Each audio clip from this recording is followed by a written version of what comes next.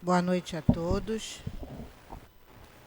Boa noite a todos aqui presentes, encarnados e desencarnados. Boa noite aos nossos irmãos que nos assistem através dos nossos canais do Facebook, do Instagram. Que Deus nos abençoe, que a doce paz do Mestre Jesus possa nos envolver. Nós hoje, quarta-feira, estudamos o Evangelho e nós continuamos a estudar o capítulo 17, Sede Perfeitos, e o item hoje a ser estudado é o item 9, que tem como título Os Superiores e os Inferiores. Quem vai fazer o estudo para a gente hoje é a Maria Tereza, e a sustentação no momento do passe, quem vai fazer é a Daniela, que é trabalhadora da nossa casa. Eu tenho aqui alguns avisos a serem dados, informando que os estudos vão retornar na segunda-feira, dia 15, e na segunda-feira, às 19 horas, nós vamos ter a nossa reunião de médiuns e trabalhadores. Então, na segunda-feira à noite, às 19 horas, reunião para os médiuns e trabalhadores da nossa casa. A nossa obra social retorna no dia 20, sábado. A nossa obra social parou um pouquinho, né? Nós tiramos um mês de férias para os evangelizadores poderem descansar. A casa está em obra, a gente estava fazendo mudança. Então a gente deu uma paradinha, mas agora segunda-feira, dia 15, a gente retorna com todas as aulas. E no dia 20, no sábado, a nossa obra social também vai ter início. As nossas famílias, elas continuam, mesmo no período que o SEAP dá essa paradinha, as famílias continuam recebendo as cestas básicas. Então a gente pede, conta sempre com a colaboração de vocês para a doação desses itens, né, que compõem a nossa cesta básica. Arroz, feijão, macarrão, sal, açúcar, café. Então a gente sempre pede que toda ajuda é sempre muito bem-vinda. Então quem puder colaborar, a nossa casa está aberta aqui todos os dias. E é só chegar aqui, as meninas estão sempre ali na livraria ou lá em cima. A casa aqui é maior, a outra era menorzinha. A gente já entrava, já achava logo alguém. Aqui não. Aqui a gente tem que ficar ainda, a gente está se encontrando nessa casa, porque tudo a gente tem que procurar, tudo a gente tem que ir lá em cima, que anda muito. No outro salão, no instantinho a gente chegava, todo mundo se via, agora a gente chega, não vê mais ninguém. Está todo mundo guardadinho ali na outra sala, porque hoje é dia de tratamento. Então só no final mesmo que a gente se encontra. Mas está muito bonito lá em cima também, depois vocês vão poder conhecer.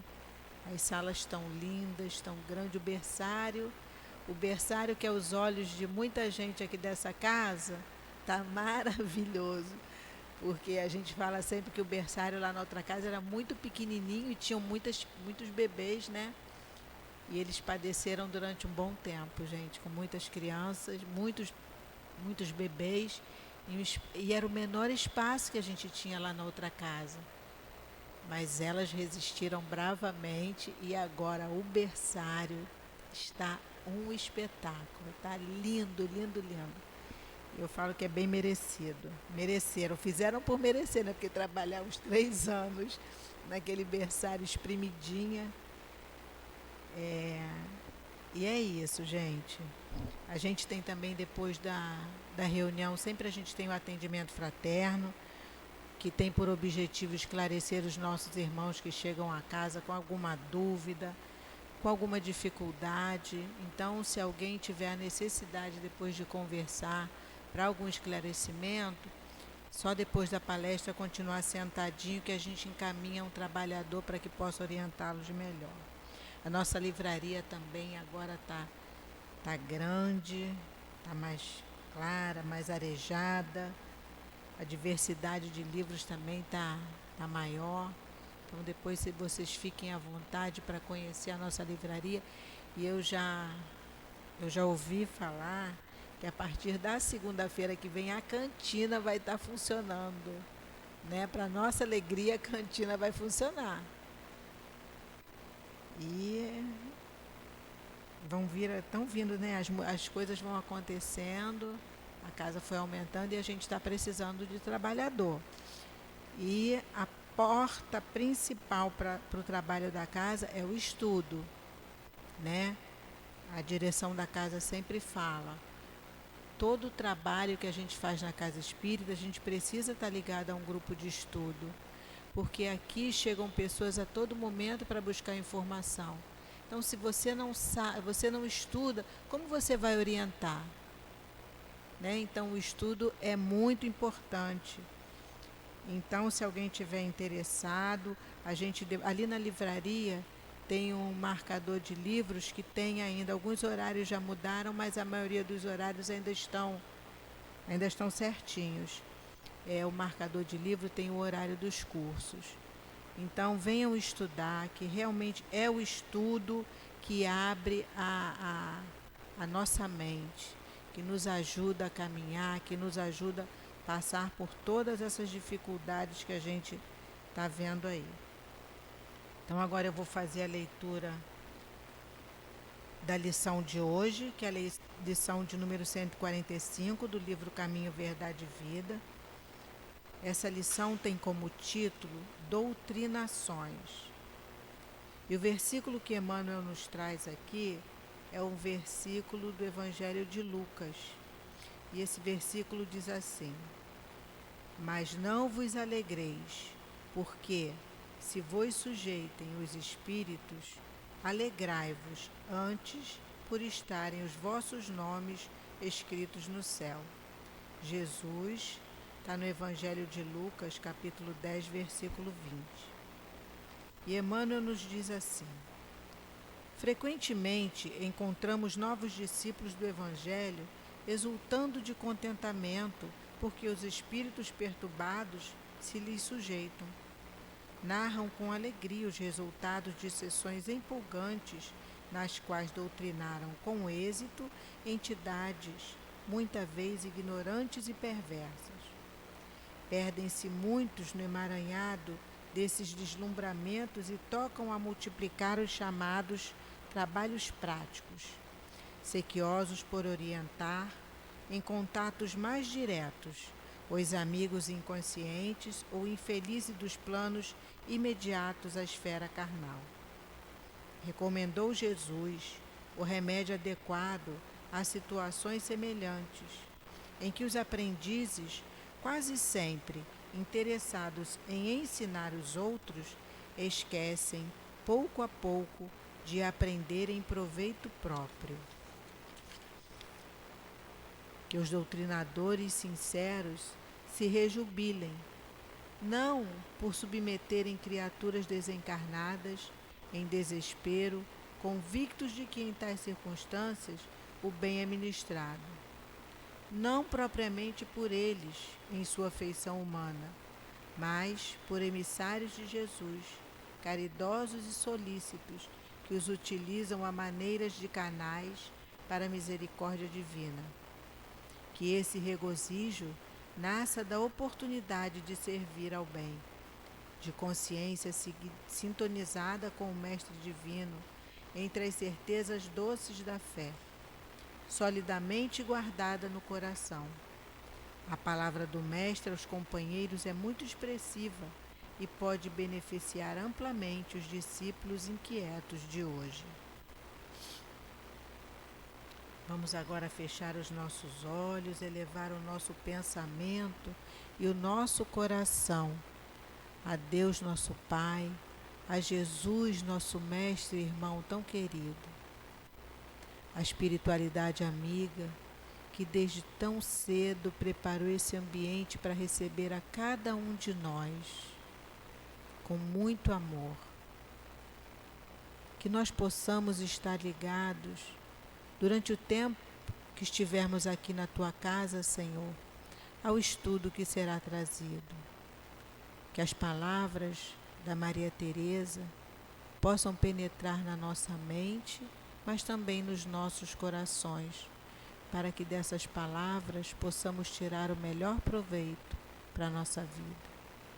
Que seja em nome da direção espiritual da nossa casa, o nosso querido altivo, o Dr. Herman, Antônio de Aquino, Baltazar e toda essa coluna de espíritos que sustenta a nossa casa. Em nome do amor de Jesus, mas sempre acima de tudo em nome do amor de Deus, nosso Pai, que pedimos a permissão para darmos início ao estudo da noite de hoje. Graças a Deus. Eu vou ler só um trechinho do estudo que a Maria Teresa vai fazer. Os superiores e os inferiores. A autoridade, da mesma forma que a fortuna, é uma delegação da qual aquele que a possui terá que prestar contas. Não acrediteis que ela lhe seja dada para proporcionar o vão prazer do mando, nem como um direito ou uma propriedade, como erradamente os poderosos da terra acreditam. Deus, entretanto, constantemente lhes prova que não é nem uma coisa nem outra, visto que a retira quando deseja. Se fosse um privilégio ligado à pessoa, ela seria inalienável. Ninguém pode dizer que uma coisa lhe pertence quando ela lhe pode ser tirada sem seu consentimento. Deus dá autoridade a título de missão ou de prova, quando isso lhe convém, e da mesma forma a retira. Eu vou passar a palavra agora para Maria Teresa. O estudo vai até 10 para as 8. Tá bom? Bom estudo. Bom, gente, boa noite a todos, boa noite ao pessoal aí de casa. Enquanto a Mônica estava fazendo o preparo, e ela estava falando sobre a autoridade e a riqueza, né? E aí eu estou com as minhas anotações aqui e eu coloquei, né? Porque é o item que a gente vai estudar, superiores e inferiores.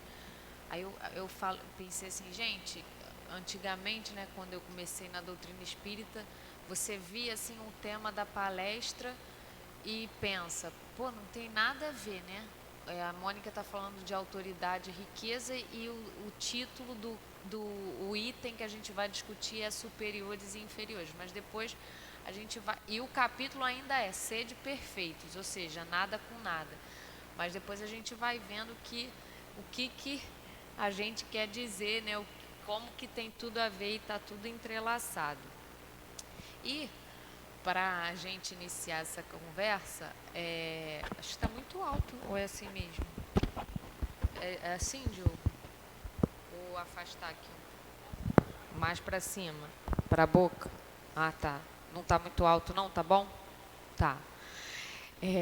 Eu acho que é o primeiro estudo que eu vou fazer sentada, mas as perninhas estão aqui balançando. E como eu havia falado, a gente dá continuidade ao capítulo 17 do Evangelho segundo o Espiritismo, que é o sede perfeitos. Sede perfeitos como perfeito é vosso Pai que está nos céus. Essa frase dita por Jesus, ela encerra o capítulo do Sermão do Monte, o capítulo das bem-aventuranças, onde o evangelista Mateus faz uma coletânea de histórias, né, de passagens, de ensinamentos, de parábolas, finalizando com esse capítulo do Sermão do Monte. E aí, quando a gente pensa assim, sede perfeitos como perfeito é o vosso Pai, a gente pensa, será que isso está errado? Será que isso é fruto da imaginação dele? Será que isso é uma utopia? Como que nós podemos alcançar essa perfeição, né? E nas perguntas que Kardec faz aos espíritos, ele pergunta, pode o homem compreender, né, essa natureza íntima de Deus? E os espíritos respondem que não, que é um sentido ainda que nos falta. Só que eles também nos dão a certeza de que nem tudo ainda nos foi revelado. E que conforme estivermos preparados para isso, né, conforme formos saindo da obscuridade, das sombras, rumo à luz, vamos também compreendendo essa perfeição. O que então hoje, no planeta que nós estamos, com o entendimento que nós temos, com a sabedoria que nós temos, o que nos é possível fazer? E os espíritos também nos respondem que nos é possível ter uma noção dessas perfeições, que à medida que nós fomos nos elevando moralmente, cada vez mais vamos tendo mais noção ainda dessa perfeição, né, que nos é dita por Jesus. É como se, ao falar isso, sede perfeitos, é como se Jesus nos desse um lema, um norte, um dever a ser cumprido, né? Um objetivo de vida a ser cumprido. É esse modelo que o Mestre deseja que nós sigamos. E no Evangelho de João, ele nos diz: ninguém jamais viu a Deus, né? Começa falando, né, do verbo que se fez carne. Até agora celebramos o Natal, né? Esse verbo encarnado, essa inteligência, essa sabedoria divina que encarnou e habitou entre nós. Foi isso que comemoramos com o nascimento de Jesus. E mais para o final do primeiro capítulo do Evangelho de João, ele fala: ninguém jamais viu a Deus. O seu Filho unigênito, sim, é quem nos revelou. E quem é esse Filho unigênito, senão Jesus? Então a gente já tem aí uma ideia de que para atingir, né, para conhecer a Deus, só é possível se conhecermos também a Jesus. E a gente sabe, conforme falamos inicialmente, que perfeito só Deus o é. Mas existe aquilo que a criatura humana pode alcançar, né? O que seria mais ou menos uma perfeição relativa. E como que a gente faz primeiro, né? Como é que a gente consegue isso? Primeiramente, é a compreensão, é o que nós, enquanto cristãos, estamos tentando fazer aqui, né? É compreender o que há além dos nossos olhos, o que há além do que nós podemos tocar, do que nós podemos ouvir, do que nós podemos ver.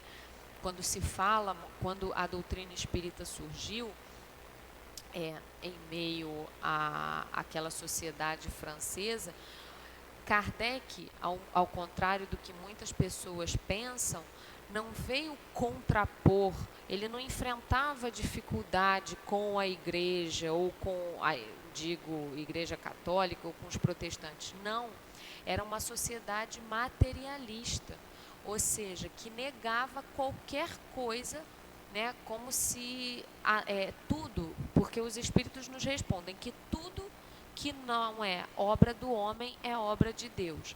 Imagina uma ciência que nega isso tudo, que atribui tudo ao acaso, ou atribui tudo ao homem, né, ou atribui tudo à matéria. Foi em meio a essa corrente de pensamento que surgiu o Espiritismo. Então, todos nós que desejamos compreender, que temos esse olhar espiritual, essa vontade de entender o transcendental, estamos, de uma certa maneira, negando o materialismo e, por isso, tentando compreender o que há, né, da onde viemos, o que estamos fazendo aqui, para onde vamos. O Kardec tem um livro o que é o Espiritismo, que define até o Espiritismo dessa maneira.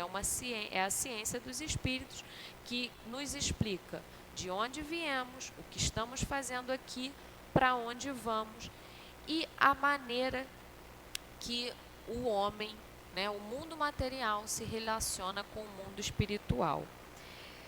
E aí, até quando a Luciana veio me mandar o tema, porque a última vez que estive aqui também falei sobre esse capítulo, né, o Sede Perfeitos. Aí é que eu falo da diferença dos itens que a gente vai estudando ao longo do capítulo. E eu falei, ué, é a mesma coisa. Depois eu fui ver e falei, e não, o item mudou. A última vez que estive aqui falei sobre o dever, era o item 7, se eu não me engano. Isso, e no item 9 é o tema superiores e inferiores. E como a Mônica já leu, o que isso quer dizer? Que noção é essa de inferiores e superiores? E ela leu justamente, começou a ler o trechinho que fala da autoridade e da riqueza. Que ambas são uma delegação, né, que nos é emprestada e que nós, em algum momento, teremos que fazer uma prestação de contas do uso delas, né, tanto da autoridade quanto da riqueza, que ela, obviamente, não nos é dada só pelo prazer de mandar em alguém, só pelo prazer de ter, só pelo prazer de gastar. Não é nada disso. E que se fosse uma coisa que nos é dada, se fosse um bem inalienável, ou seja, se não pudesse ser cedido ou vendido, também não poderia nos ser tirado. Então, daí a gente já tem a ideia de que é uma coisa que nos foi concedida, né? Se fosse um privilégio. E a gente sabe que Deus vai nos conferir a riqueza ou a título de missão ou a título de prova. E por isso, quando ele julgar necessário, quando ele julgar conveniente, se ele o fizer, ele também pode retirar, né? Porque nós vamos responder pela nossa má ou boa diretriz, ou seja, pelo uso que faremos de todas essas coisas. E conforme falei do Espiritismo enquanto ciência, nós aprendemos também que todos nós viemos para cá com uma missão.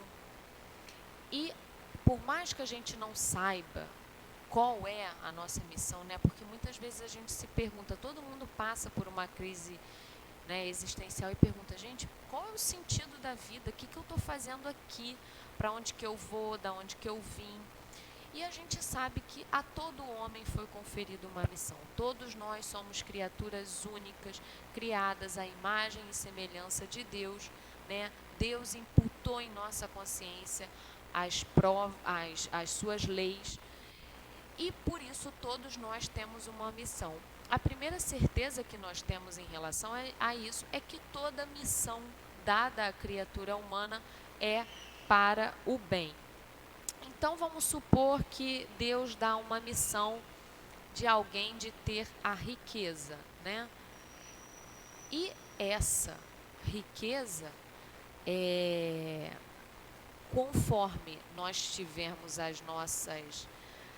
nossa prestação de contas, a gente vai chegar, né, e nos vai ser perguntado, vem cá, o que você fez dessa riqueza, né? O que suas mãos fizeram dessa riqueza? Qual foi a utilidade que você deu a tudo isso?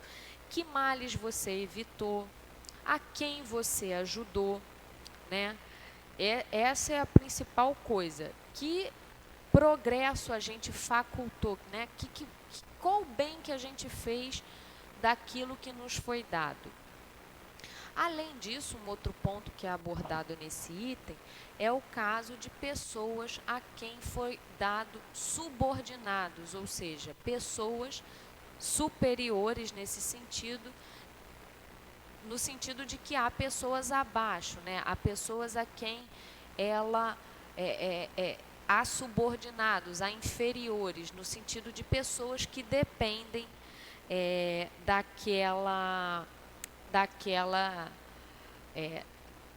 daquele mandato, por assim dizer. E aí o próprio espírito que escreve essa mensagem fala, obviamente, eu não os dei escravos, né? Não os dei servos para seu bel prazer, para satisfazer aos seus caprichos, né? E tampouco para humilhá-los, obviamente, né? Porque às vezes a gente sabe que e olha para uma situação onde há pessoas numa posição social muito superior, né?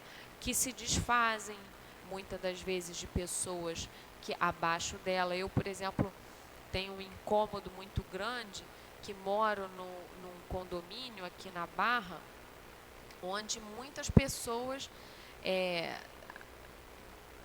vestem os seus funcionários de uniforme e de cor de uniforme até como uma maneira de distinção. É a primeira sensação que eu tenho. A minha cabeça julgadora ainda faz essa medida. Aí tem vezes que numa tentativa de ser menos crítica, às vezes eu penso, às vezes foi a pessoa que pediu. Mas estou compartilhando aqui com vocês que é uma situação que incomoda, porque é uma maneira de você diferir categorias, né? Então, o Evangelho é tão atual que aborda esse tema aqui. E o que no final o Espírito passa para a gente? Olha, seja qual for sua posição, né?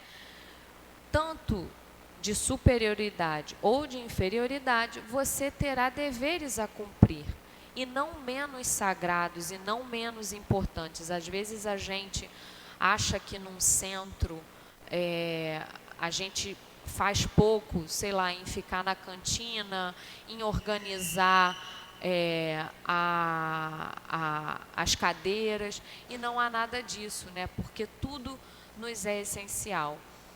Me lembro que eu tive a oportunidade de morar fora e lá também cheguei num centro, ninguém me conhecia, ninguém sabia e tive que, obviamente, com toda vontade, né, com todo o prazer, começar a minha caminhada lá. E uma vez, obviamente, não cheguei, né, com a intenção de me apresentar aqui, porque hoje eu tenho 35 anos, eu estudo a doutrina e estou dentro da doutrina desde os 12, mas lá ninguém me conhecia. E uma coisa que eu encontrei lá é que me parecia conforme eu falei, eu morava a essa altura em Madrid, um espiritismo que, se a gente for parar para pensar, muito diferente do que a gente está acostumado aqui, uma prática muito diferente. E aí eu fui oferecer ajuda, ela falou assim, olha, você pode vir aos sábados para limpar o centro, porque era um lugar pequeno. Aí eu falei, caramba, mas... Eu pensei, né, poxa, mas eu já estudei no Brasil, estou acostumada a fazer palestra, e me calei. Depois, aí vem sempre a ajuda espiritual. Não, mas nesse momento é o que você está precisando fazer. E foi o que comecei a fazer. E uma outra tentativa, né, uma outra coisa que me veio à cabeça é assim, nossa, mas o espiritismo aqui é tão diferente.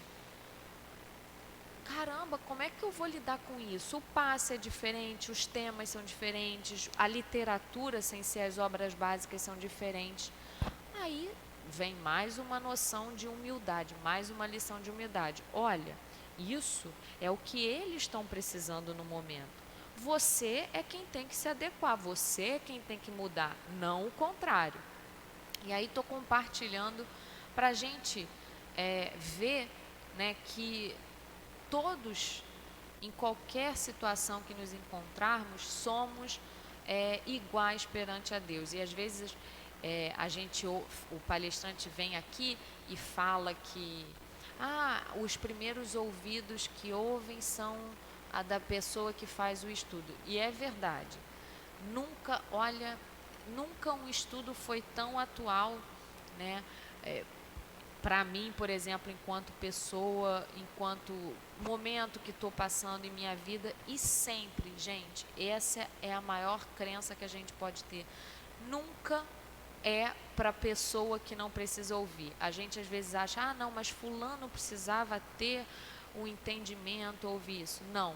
Se nós estamos ouvindo, se nós é que estamos aqui, é porque a nós nos cabia ouvir.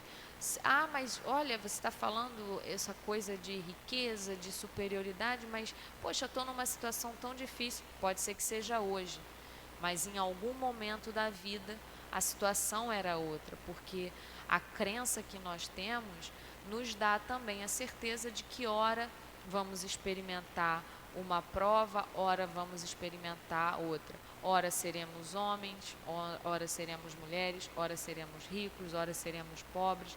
Isso vai ser feito de acordo sempre com a providência divina, obviamente. E aí, falando desse estudo, né, de riqueza que nos é tirada, eu não poderia deixar de falar de Jó. Oi.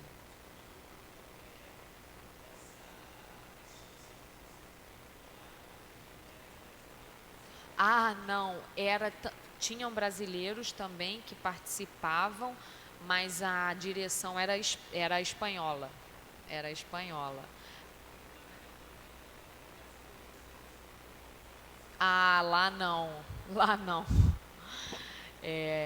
Talvez a Alemanha tivesse uma situação diferente, né? E, e aí, falando acerca disso,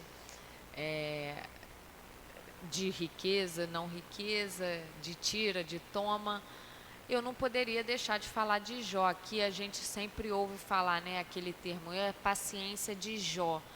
Mas será que a gente sabe por que se fala isso? E Jó, ele é um livro que está contido no Antigo Testamento. A tradição judaica cristã acredita que ele existiu, outros contestam essa teoria de que Jó existiu ou não, e o intuito que eu tenho aqui não é esse, né? Então Jó traz uma parábola, no livro de Jó traz uma parábola de que há uma aposta feita entre Satanás e Deus, né? Entre o diabo e Deus. E eles discutem se existiria alguém na terra que tivesse aquele saco de filó, como falam por aí, né? Tivesse a paciência de Jó mesmo, né? E Satanás fala que não tem. E Jesus vai lá e aposta, fala, ó, tem um cara lá na terra que tem sim. Beleza, aposta feita. Jó não sabia de nada, coitado.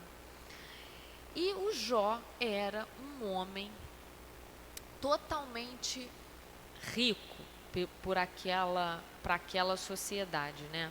Até eu anotei aqui, o Jó era o homem mais rico da região. Tinha 7.000 ovelhas, 3.000 camelos, 500 juntas de boi e mais 500 jumentos. Uma imensa propriedade, uma quantidade imensa de empregados.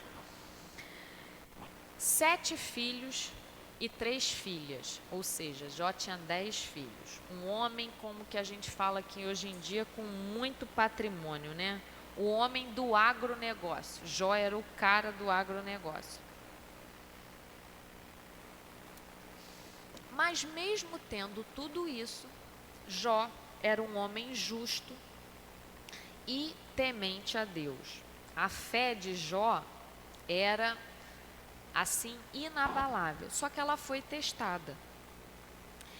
E Jó foi atingido pelo mal de diversas formas, né? Jó sofreu um grande revés na vida dele, uma grande reviravolta. No mesmo dia que a propriedade de Jó foi invadida, foi roubada, seus campos foram queimados, os seus filhos, né, foi invadida e sequestrada, os rebanhos foram roubados, os campos foram queimados, e os seus filhos que estavam reunidos na casa do primogênito, todos morreram porque a casa desabou na cabeça de todos eles. Isso em meio a um vento, uma tempestade lá que vinha do deserto. Aí eu pergunto a vocês, imagina se a gente passa por isso, né? Imagina eu que me senti assim, igual lá falei do centro em Paris, falei, caramba, mas eu podia fazer outras coisas aqui, você, assim, né, podiam me aproveitar, e Jó lá, né? Imagina se a gente perde assim, do dia para a noite, nossos entes queridos, nossa casa, nosso trabalho, nossos bens. Mas foi isso que aconteceu com Jó. E ele se entristeceu como humano que era profundamente. Mas nesse momento, Jó se atirou no chão, tirou sua roupa, raspou sua cabeça e falou a tão famosa frase: nu saí do ventre da minha mãe, e para lá, e nu para lá voltarei. O Senhor me deu, o Senhor me tomou. Bendito seja feita a vontade do Senhor. E, gente, a dificuldade de Jó não acabou por aí, né? Ele reconheceu que aquilo tudo lhe havia sido dado por Deus e, portanto, se o Senhor achava por bem tirar, que assim o fizesse. Só que os problemas de Jó, a problemática da vida de Jó era muito grande, porque ele ainda assim ficou com lepra. A mulher o abandonou porque todo mundo estava revoltado, falava: meu Deus, mas você ainda assim não vai maldizer esse Deus que fez tudo isso com você? E Jó ali, persistente na sua fé. Aí o livro de Jó conta que 3 amigos vieram visitar, falando assim: olha, Deus se esqueceu de você. Deus é um homem muito mau que está fazendo isso tudo com você. Como é que você vai, né, continuar aceitando todos esses castigos? E Jó ali. Jó teve tamanha fé nos planos que Javé, nos planos que Javé, nos planos que Deus, quer que seja o nome, tinha para ele, que Jó venceu o diabo. E o diabo foi embora e falou: ah, não, esse cara aí realmente não tem como. E Jó, fiel e temente a Deus, adorando o Senhor, teve toda a sua vida restaurada, seus bens duplicados, casou-se de novo, seus filhos, né, voltaram para o seu seio, para o seu convívio. E o que a gente pensa, né? Que exemplo Jó traz para a gente? Ele vai ser o justo sofredor, né? Ele vai ser aquele homem de uma resignação frente ao sofrimento inegável. A capacidade que Jó teve de lidar com todos esses reveses traz para a gente o ensinamento de nos mantermos firmes, confiantes na vontade de Deus, nos planos que Deus traça para a gente, né? Porque também nos foi dito no Evangelho de Mateus que viria o homem, né? Pois virá o Filho do Homem da glória de Deus Pai e dará a cada um segundo suas obras. E o que a gente aprende na doutrina espírita? É o quê?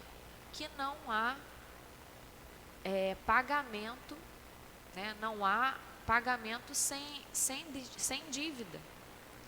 Se estamos passando por uma situação como essa, como a de Jó, é porque alguma coisa, ainda que não seja na atual existência, é que precisamos resgatar. Algum débito temos a pagar, né? E obviamente o que a gente acha, né, que a doutrina espírita endemoniza os bens terrenos, e de forma nenhuma. Não há desprezo algum aqui sobre os bens terrenos. O que Jó nos ensina é não nos desesperarmos caso eles nos sejam retirados. Entender que nos foi concedido um empréstimo e que Deus não nos deixa sem nada daquilo que ele julgue essencial para nós. E o que a gente ouve, né? O que a gente aprende no Evangelho de Mateus? Não se pode servir a dois senhores, porque há de odiar a um e amar o outro, ou se dedicará a um e desprezará o outro. Não podeis servir a Deus e a Mamon. E Mamon aqui, como muita gente às vezes erroneamente fala que é o Deus do dinheiro, não é algo personificado. Mamon era uma expressão em hebraico que significava riqueza, significava tesouro. E quando se fala aqui de serviência, é no sentido de servir simultaneamente. O problema que se fala aqui é ser escravo. Tem um livro que é de um universalista, ele até foi padre, se eu não me engano, chamado Huberto Roden. Ele tem um livro fininho chamado Sermão da Montanha e fala que o problema não é você possuir dinheiro, o problema é você ser possuído pelo dinheiro. Essa é a nossa dificuldade. O que se fala aqui no Evangelho de Mateus, há um chamamento para o mundo material, que é um mundo efêmero, que é um mundo passageiro, ao contrário do mundo espiritual.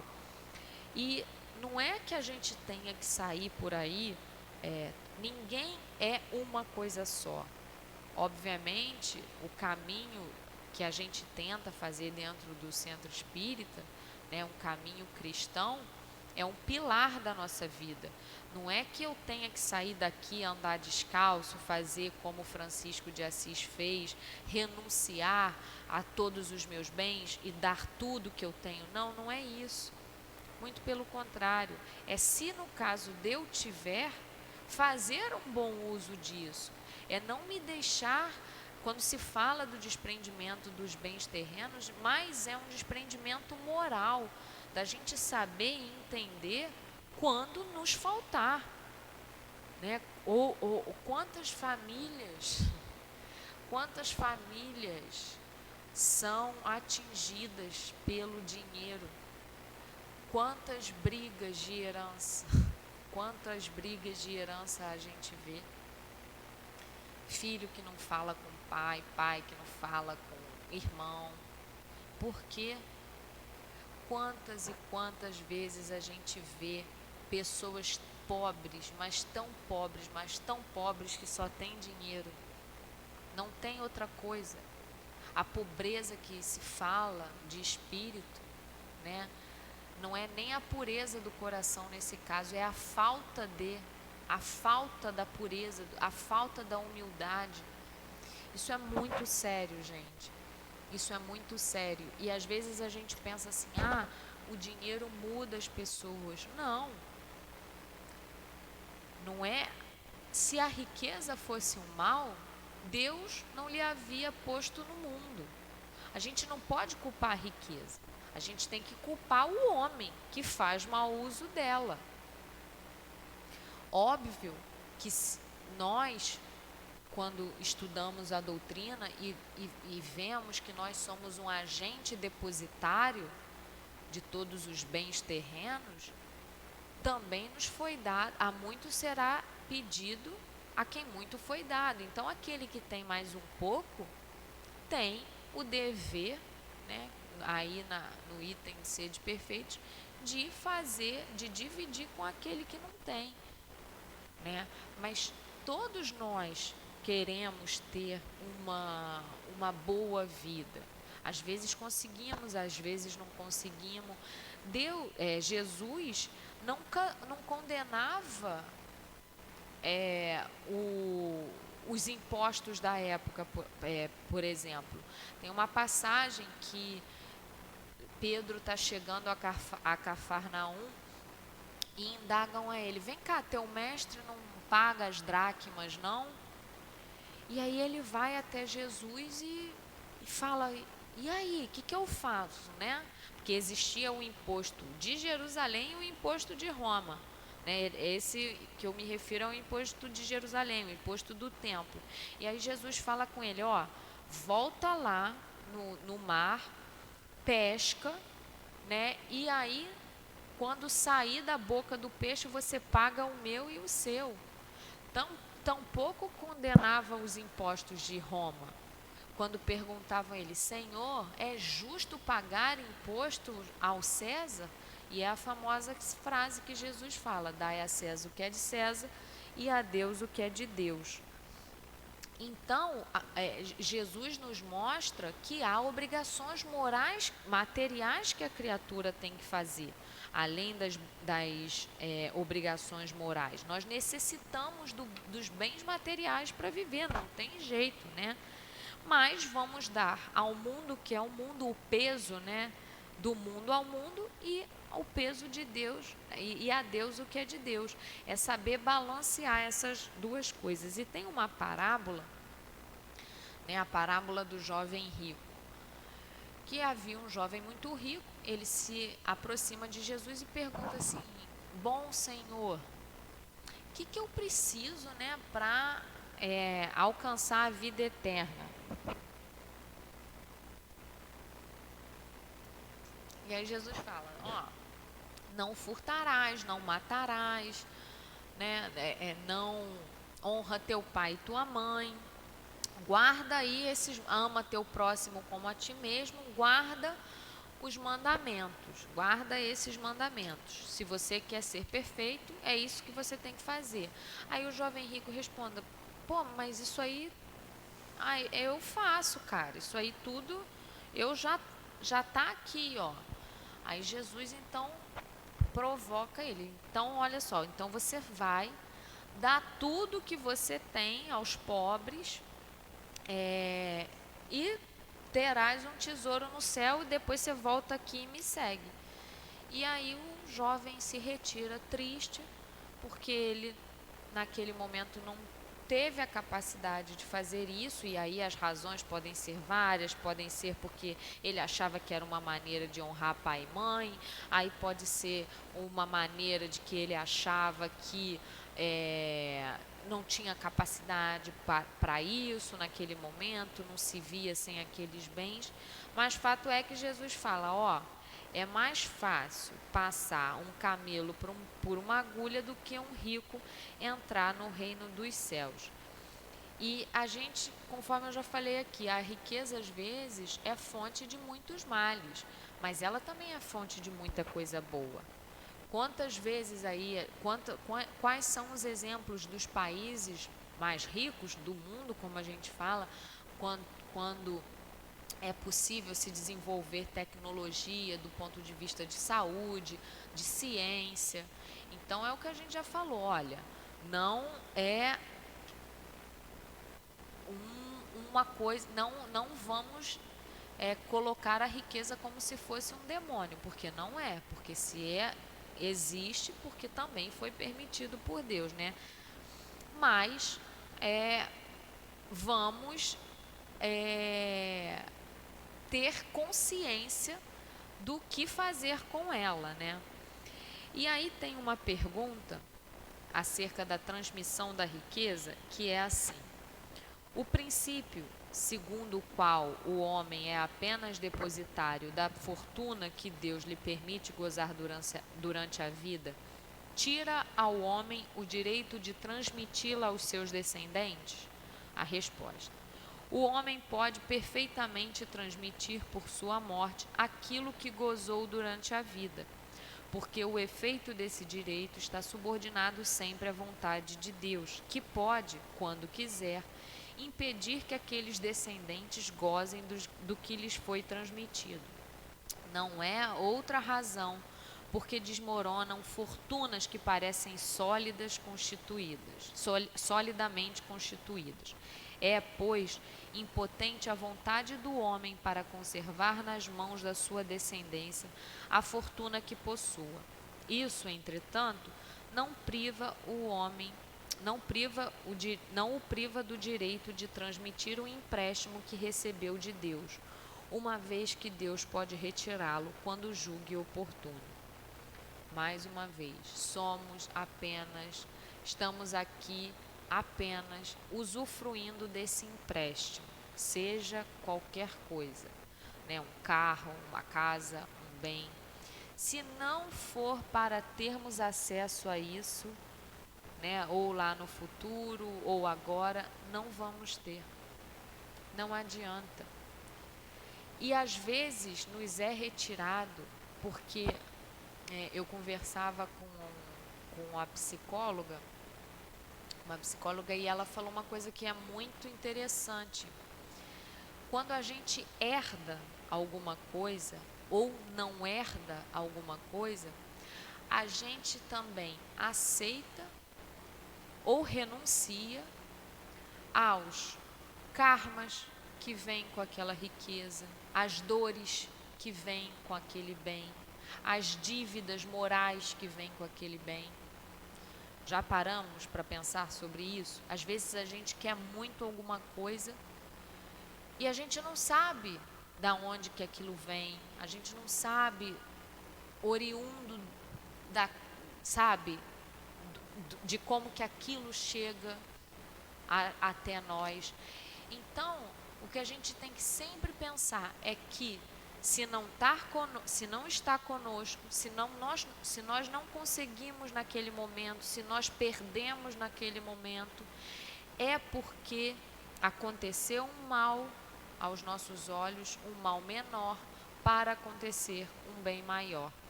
Essa é a certeza que a gente tem que ter, por mais que no momento a gente não veja dessa maneira, né? Às vezes as pessoas ficam, e quantas famílias passam por isso, não só de espólio, inventário, mas às vezes assim de aposentadoria, de qualquer tratamento que a gente não consegue naquele momento.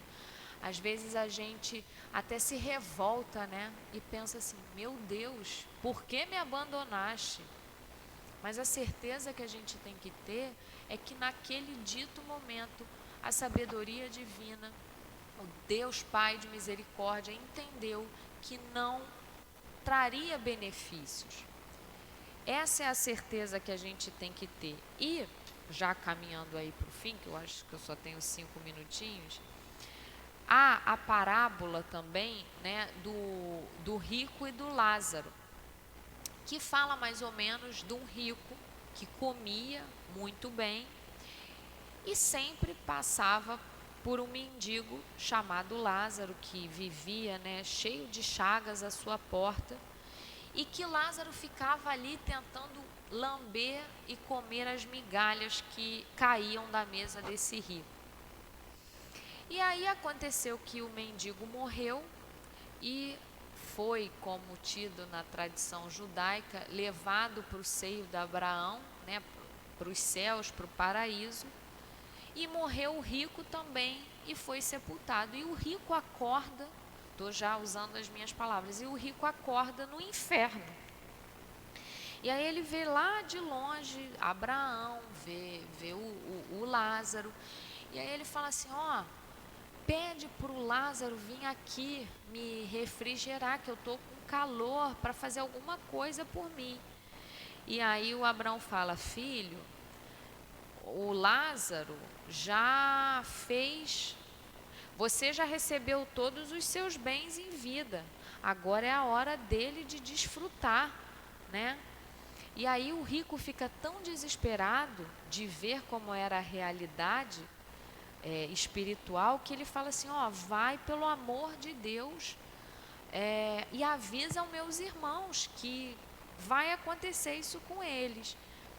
E aí Abraão responde, ó, já vieram os profetas, já vieram Moisés e ninguém os escutou. Por que Jesus volta com essa história? E por que Kardec volta com essa história? Por que eu estou voltando com essa história e todos nós que aqui estamos e estudamos?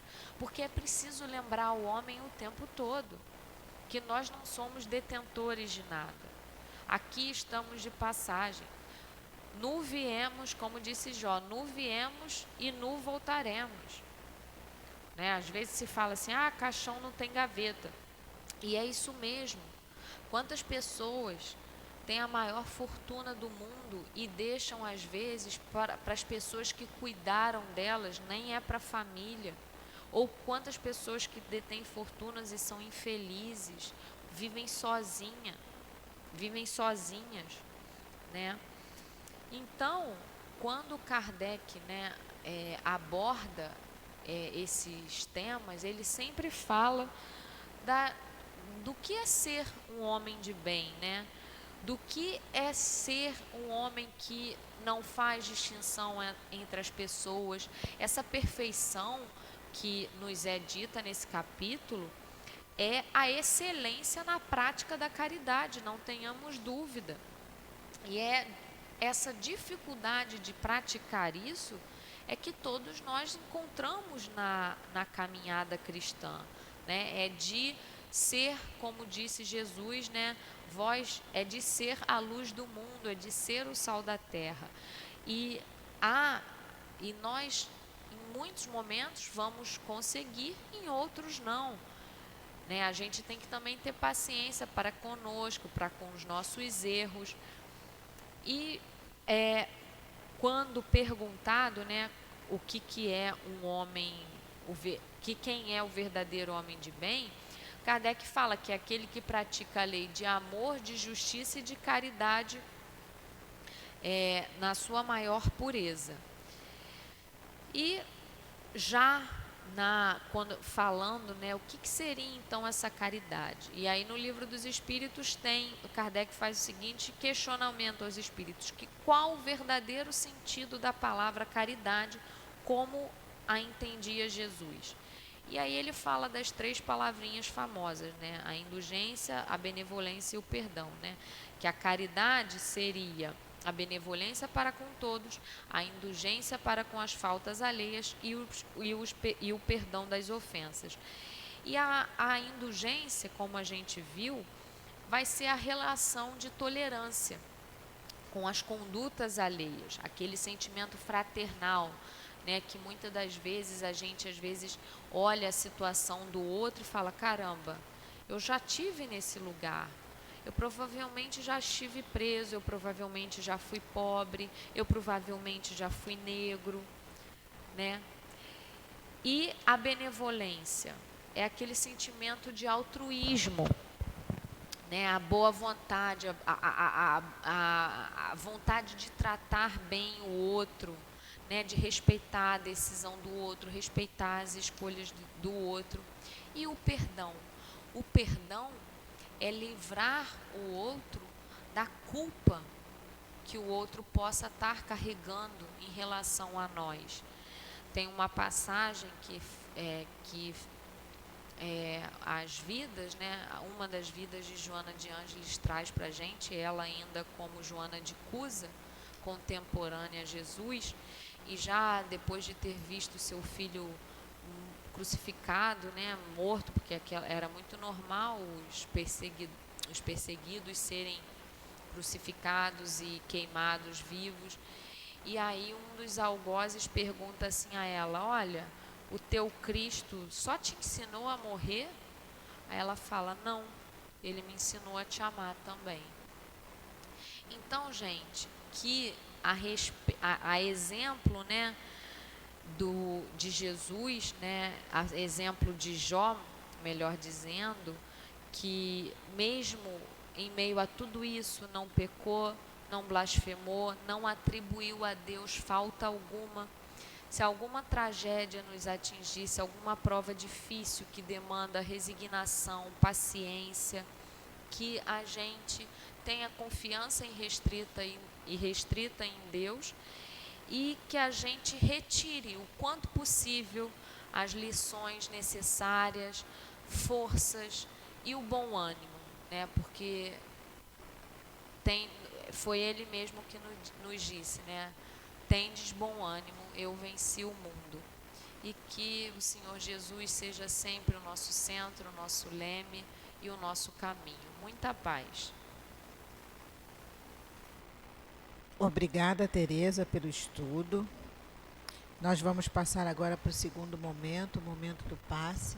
Eu vou pedir aos médiuns, por favor, que se coloquem Vocês que já receberam o passe ali na outra salinha também, vamos entrar em oração pedindo aos espíritos amorosos que aqui se encontram, ao médico maior, a Jesus, que nesse momento possamos, amparados por esses espíritos amorosos que preparam esse ambiente para nos receber, possamos receber os fluidos necessários para o nosso refazimento através desses médios que amorosamente, em nome do Cristo, trabalham na tua seara.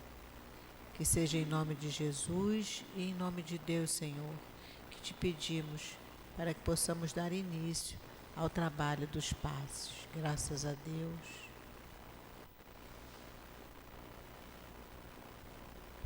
Boa tarde. Boa tarde. A mensagem de hoje é do livro Caminho, Verdade e Vida. É a mensagem 145, que fala das doutrinações. Tá? Ela é uma mensagem que é direcionada aos doutrinadores, né, nas reuniões mediúnicas, que são aquelas em que os espíritos desencarnados recebem esclarecimentos, orientação. Só que é uma mensagem que ela é também para todos nós, que também nós podemos orientar um parente, um amigo, uma pessoa que esteja necessitada. E como os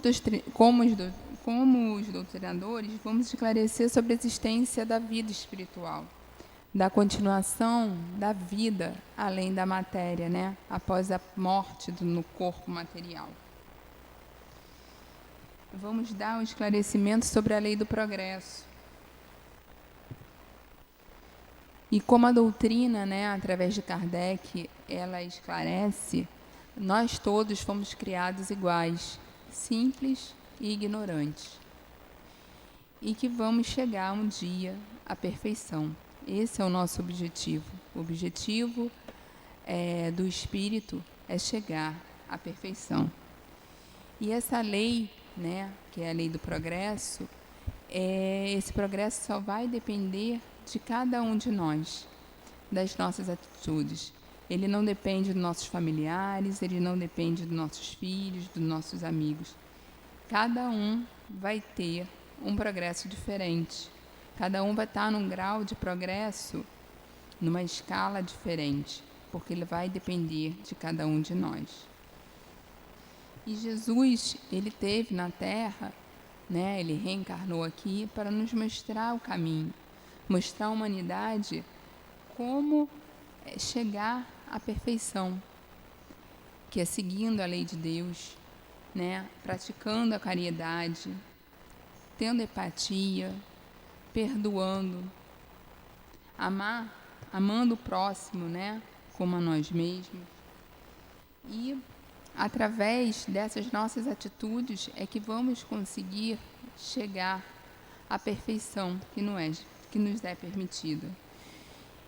E como foi falado na palestra, né, nós conhecemos essa perfeição, ele veio até nós, ele se sacrificou, que ele não tinha mais a necessidade de reencarnar, ele sofreu, né, nós fizemos, né, ele sofrer, e ele veio aqui só para nos mostrar, para nos lembrar qual era o caminho do progresso.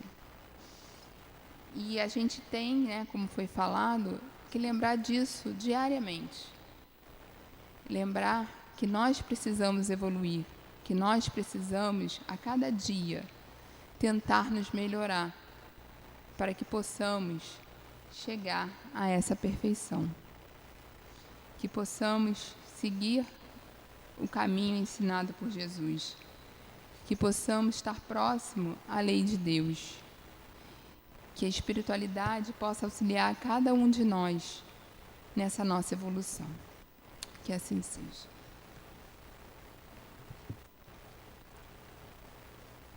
Eu vou fazer agora a leitura da mensagem trazida pelo plano espiritual.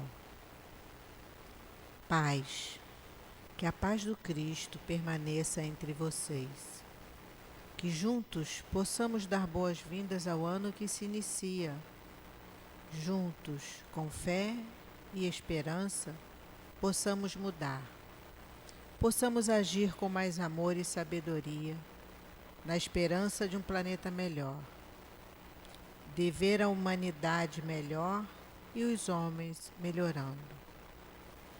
Juntos possamos trabalhar, servir ao Cristo no intuito de destruirmos o mal que cresce entre os encarnados, entre os homens que ainda são fracos, que têm medo de dizer que são cristãos, que têm medo de dizer que trabalham para o Cristo, com incertezas alheias ao Cristo. O mal cresce. O mal se faz forte entre essas pobres almas, sem fé, desacreditadas, sem esperança.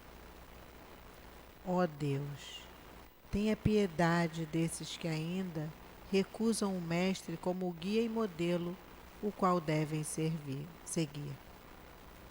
Juntos, possamos pedir ao Pai que esse ano que se inicia não seja só de dores, e sim de aprendizados, de como servir ao Cristo e trabalhar com amor.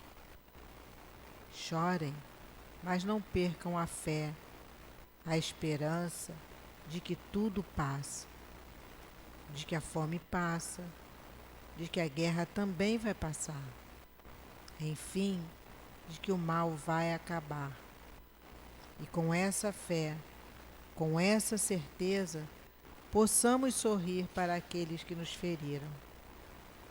Roguem a Deus em busca também de paz para esses que ainda não nos entenderam, para que possamos lembrar que há mais ignorância que maldade entre esses que não entenderam o Mestre. Não os critiquem e nem os condenem. Ajudem a acender alguma luz para esses e para os que estiverem ao seu lado sem tranquilidade na escuridão. Juntos estamos para que vocês não desanimem e não se aflijam. Tenham bom ânimo em levar o amor, na certeza de que esses, desanimados pelo orgulho, pelo frio da indiferença, lembrem-se, também são irmãos, precisam de amor e de serem abraçados.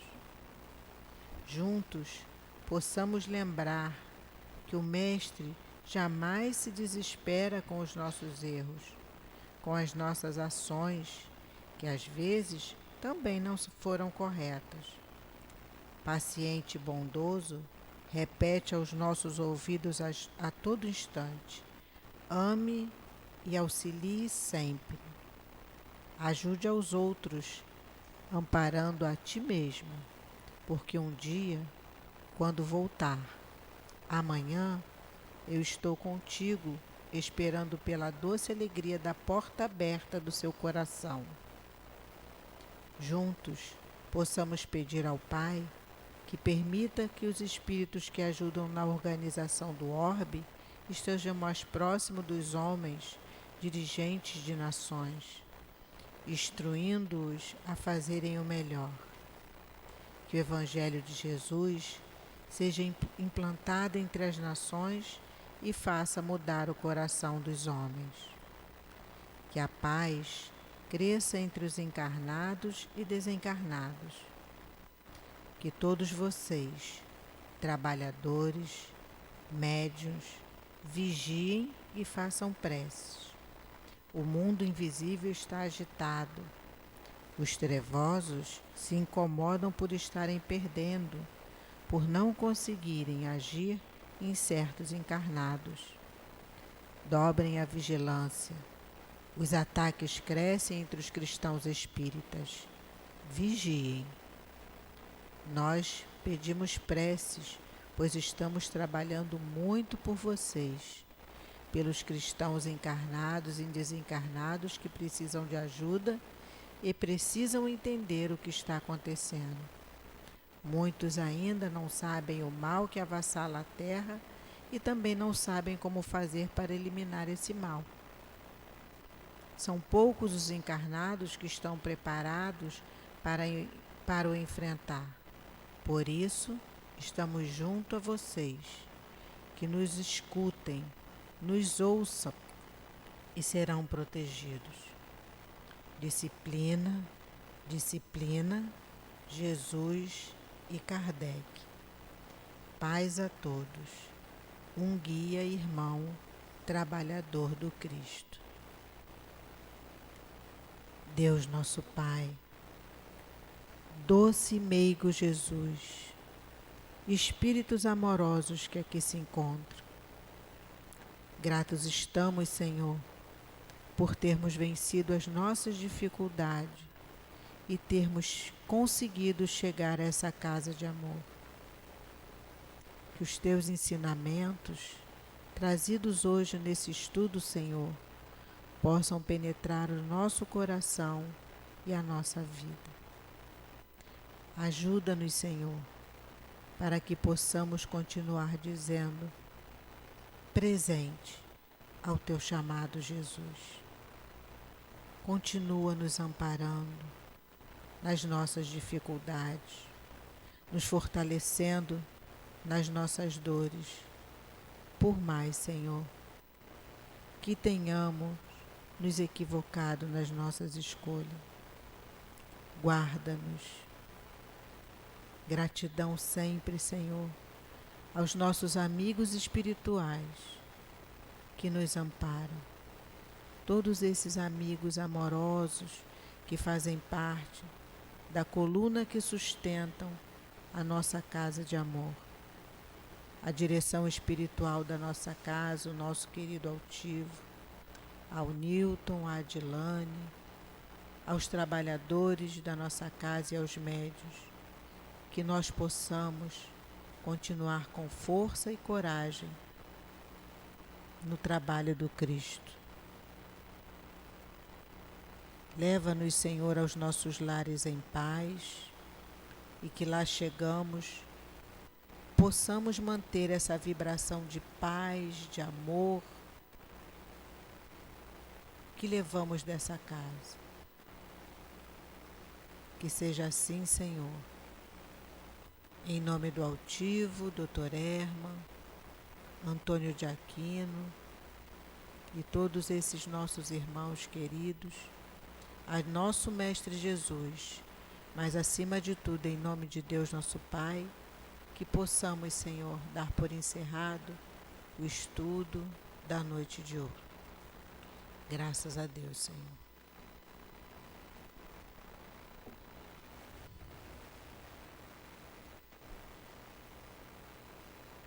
CEAP, Centro Espírita Altivo Panfiro. Uma casa de amor.